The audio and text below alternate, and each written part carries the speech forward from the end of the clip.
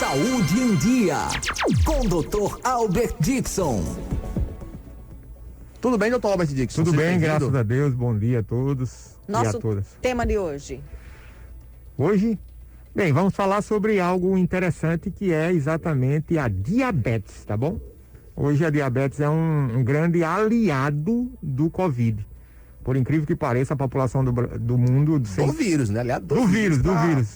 Por quê? Porque prejudicar quem está infectado, né? Alguém pode dizer, doutor, o que tem a ver diabetes com o Covid? É porque é o seguinte, o paciente diabético, ele tem uma tendência de ter mais receptores ACE2, que são os receptores que recepcionam o Covid na porta de entrada da célula, para ele entrar dentro da célula, para invadir o núcleo. Ou seja, facilita o contágio, né? Facilita o contágio. Além do mais, o paciente diabético é um paciente inflamado.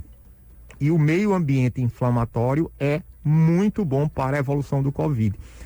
E isso faz com que, geralmente, o paciente diabético ele é mais obeso um pouquinho do que o normal. Então, a obesidade também faz parte da comorbidade. Então, todos esses fatores faz com que o diabético hoje, no meu ponto de vista, é a comorbidade que mais potencializa a ação do Covid. Então, você que está me escutando que é diabético,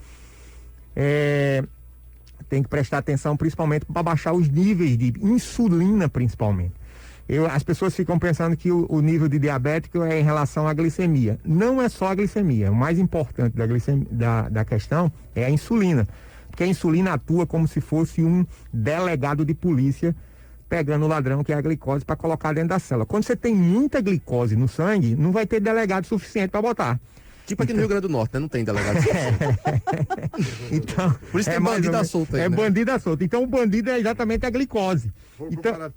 Então a glicose em excesso faz com que tenha um fenômeno chamado resistência à insulina. Então a insulina não tem a capacidade, não tem a capacidade de colocar a glicose para dentro. Isso é pior do que propriamente a diabetes. E a resistência à insulina faz aumentar o número de receptores ACE2. Então, diante disso, o paciente diabético tem que ter um cuidado dobrado, principalmente no uso de máscara, álcool gel e vacinar, principalmente na segunda dose. Aí deixa eu lhe perguntar, eu, por exemplo, tenho resistência à insulina. Como é que a gente deve lidar com isso? Não pode comer doce, tem que tomar remédio? Com certeza. Primeiro tem que ir para o endocrinologista. Endocrinologista, o clínico médico, ele vai tentar uma solução. Agora, o mais importante aí é manter os níveis de insulina abaixo de 10, né? Ela varia até 27, mais ou menos, 3,5 até 27, só que 27 é muito alto, então o ideal é abaixo de 10. Fazendo isso, eu digo que a insulina é o hormônio envelhecedor. Quem tem nível de insulina alta envelhece mais rápido e tem uma tendência maior a ter AVC, infarto, câncer. Então a insulina hoje tem que ficar abaixo de 10. O que você deve fazer? A pergunta que você fez. Evitar o açúcar branco. Nós temos aí a população é apaixonada por açúcar, então o açúcar branco está em todas as comidas, né? Desde o pão, você vê o preparo de um pão, você bota açúcar. Você vê um refrigerante, tem xarope de milho, que é açúcar puro. Então a maioria das comidas industrializadas tem o açúcar branco. Trocar por quê?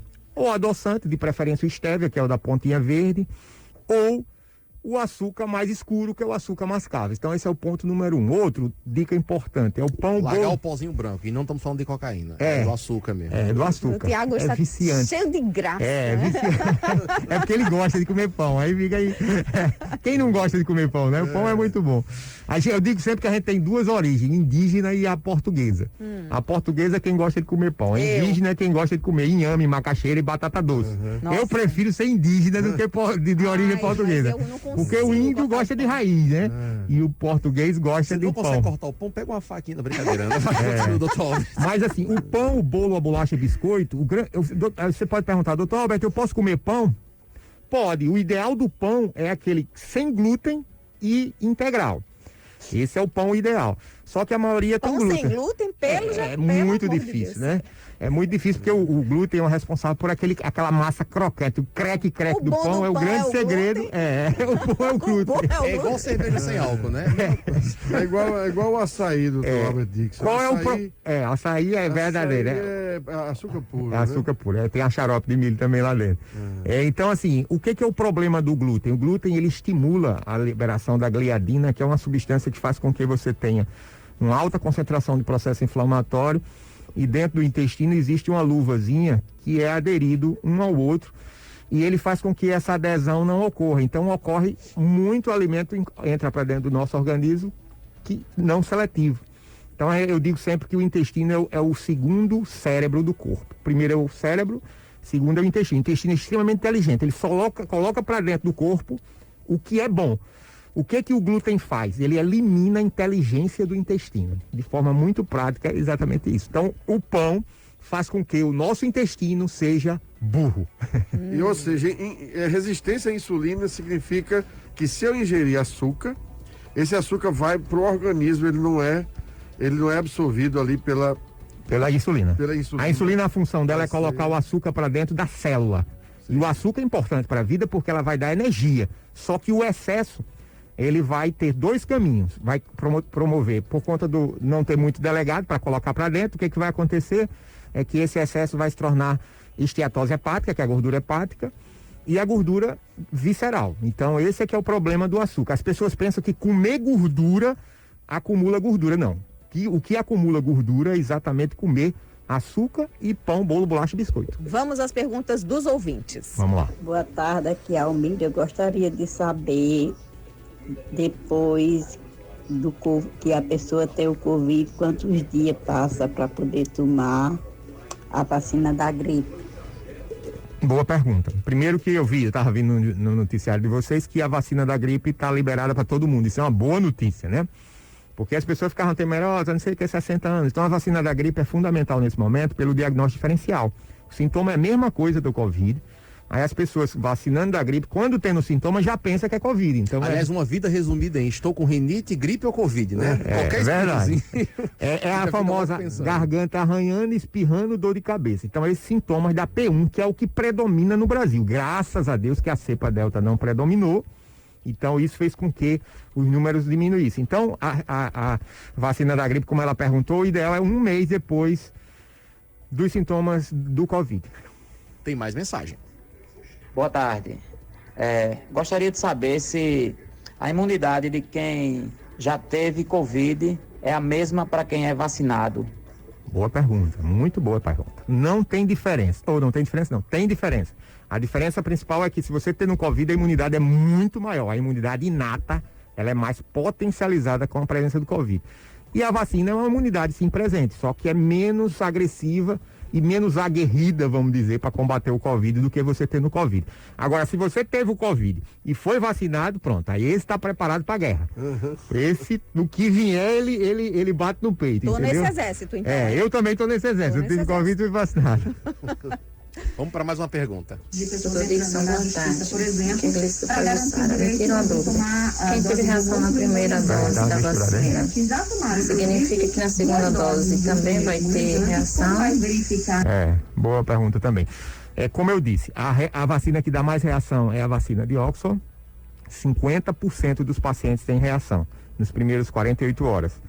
Na segunda dosagem, quase não tem. Então, geralmente é na primeira, quando você tem o costume, você vai se acostumar com aquele vírus, né? Então, aquele vírus atenuado, na verdade, a vírus atenuado não. Ele pega carona no adenovírus, né?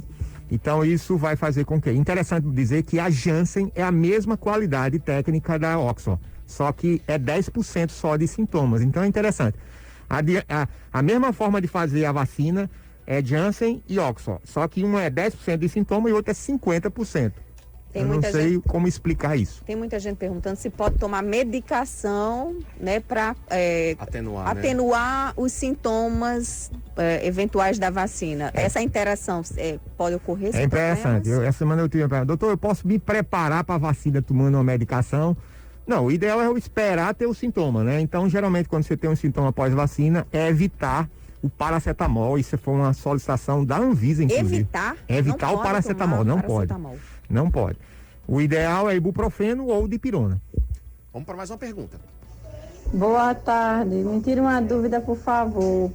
Eu ouvi falar que a pessoa tomar a vacina do corona como hoje. Quando completar 2 anos, a pessoa morre. É verdade ou não? Olha, é tanta fake news, né, doutor Albert? Essa foi boa. Vamos lá, vamos Mas é o seguinte, a ideia principal é dizer que, porque realmente é uma fake news, dizem que você vai ficar torto, vai ficar com câncer. Olha só, a ideia principal é dizer que hoje a solução, na verdade, mais rápida e mais resolutiva, né, à toa que a gente está vendo os números, né, diminuindo, é a vacina. Eu digo que é a bala de ouro, né? Então você tem que utilizar a bala de ouro. Até então eu não tenho nenhuma. Antigamente era um imã que aparecia no braço, aquele negócio. Então todo dia inventa um negócio. Mas assim, a ideia principal é dizer que até hoje não tem nenhum problema não, né? Pode ser que tenha no futuro, mas eu não posso dizer. Mas hoje não tem nada comprovado não. Tem mais participação. Olá, boa tarde. Tá falando é Bruno, aqui de Pendências, Rio Grande do Norte. Eu gostaria de saber quando que as crianças a partir de 6 anos de idade vão poder ser imunizadas com a vacina da Covid-19? Boa tarde. Boa tarde. Boa pergunta. Hoje o Plano Nacional de Imunização é a partir de 18 anos de idade. Só que a tendência, obviamente, é liberar. Quando chegar a 18, não vai ter mais para ninguém para vacinar, vão se liberar os adolescentes. Os Estados Unidos já estão vacinando. Os adolescentes já estão sendo vacinados. Inclusive, a Pfizer é a única comprovada que tem testes para adolescentes, né? Inclusive de 100%, segundo ela, já 100%, verdade. Então, assim, as criancinhas e os adolescentes em breve vão ter... E eu vi uma pesquisa interessante, Ana. Diz que o seguinte... A Universidade Federal de Santa Catarina diz o seguinte: por que a criança e o adolescente ele quase não pega Covid? É porque eles tomaram uma vacina chamada tríplice viral mais recentemente do que o adulto. E o tríplice viral 74% dos que usam a tríplice viral, segundo a Universidade Federal de Santa Catarina, não vai ter sintomas pegando Covid. Essa coisa vacina interessante. Todas as crianças tomam quando são bebês, né? Exatamente, todas, de 1 ano e no 4º ano de idade, de vida. Aí por isso aumenta muito a imunidade inata da criança e ela não tem sintomas do Covid. Isso é um dado bem relevante isso. Por isso que eu me vacinei já da tríplice viral também. Então eu peguei minha mãe. Exatamente. Por que então não vacinar os adultos o adulto, com a tríplice viral? Com certeza. Não tem nenhum problema tomar de novo, não. Tem um intervalo entre uma dose da tríplice viral e assim você querer fazer de novo? Eu, por exemplo, que sou muito jovem. Não tem intervalo. Até 60 anos você pode tomar tríplice viral sem problema. Depois de 60 anos só com autorização médica. Vamos para mais uma pergunta? Boa tarde a todos do 12 em Ponto. Doutor, quem tem maior risco de contrair diabetes? E como prevenir para não pegar o diabetes? E outra pergunta, doutor. Boa tarde. É verdade que o diabetes é hereditário? Ele fez uma tríplice viral, tríplice pergunta ela fez. É o seguinte, a ideia principal do diabetes é o seguinte, temos 2 tipos de diabetes, diabetes tipo 1 e tipo 2. O diabetes tipo 1 é uma doença autoimune, não tem cura, é uma doença onde a criança tem uma deficiência das células de Langerhans pancreáticas e ele não produz insulina. O tipo 2 produz insulina em excesso. Então, tipo 1 e tipo 2 é diferente. Só que a tipo 2, que é a comum, que todo mundo adquire com a alimentação errada, essa daí é reversível. E a primeira, tipo a insípido, que é a tipo 1, é irreversível. É uma doença genética. Geralmente em criança, você tem que fazer insulina todo dia. Vocês já devem conhecer algum caso na família ou de amigos. A tipo 2, que é a mais comum, existe forma de evitar. Obviamente, é mudança de hábito alimentar. A causa principal do aumento da taxa de glicose é principalmente as farinhas brancas e o açúcar e seus derivados. O glutamato monossódico, que todo mundo usa no tempero, viu, Ana? Você que é dona de casa. O que é isso? Competente. Traduza o que é glutamato. Glutamato monossódico é o que a gente usa no shoyu, na comida chinesa, nas batatas chips, né? É o realçador de gosto, que é o gosto da comida industrial. Então, é na batata chip, no shoyu, no tempero. Aquele tempero completo. As pessoas ficam com preguiça de fazer tempero dentro de casa, aí fica comprando aqueles temperos, o macarrão instantâneo. Sim. As pessoas ficam pensando que o diabetes só é causado pelo açúcar, mas uma das causas mais comuns de resistência à insulina é o glutamato monossódico, que é exatamente o que nós temos na comida industrializada. Então, um tempero, quando você fizer, faça o caseiro. Por exemplo, batata chip, que criança gosta muito, né? Aquelas batatas amarelinhas que você bota, né?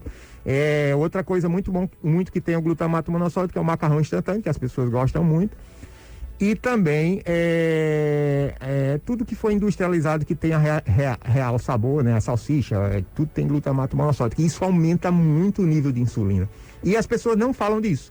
Então eu estou trazendo um dado relevante. E o molho shoyu em particular. Molho shoyu, esse é o campeão. Então você tem que, quando for, se você gosta de comida japonesa, você tem que levar o seu molho sem o glutamato monossódico, senão ele aumenta... Como é que você faz o molho sem... Mas já existe em lojas de nutrição o molho shoyu sem o glutamato. Ah, muito bom saber disso. E é hereditário? Respondendo a outra pergunta dele. É hereditário só a tipo 1. A tipo 2 é adquirida. Atividade física também ajuda aí a atividade física, com certeza. Regular essa insulina? Com certeza. Agora, o grande segredo, o grande boom para você evitar tudo isso é ter um cuidado alimentar, porque esse é o segredo, ir para um nutrologista, um nutrólogo ou um endocrinologista. Valeu, doutor Albert Dixon. Muito obrigada pelas informações mais uma vez. Até fica aí que eu ainda tenho umas dúvidas de bastidores aqui.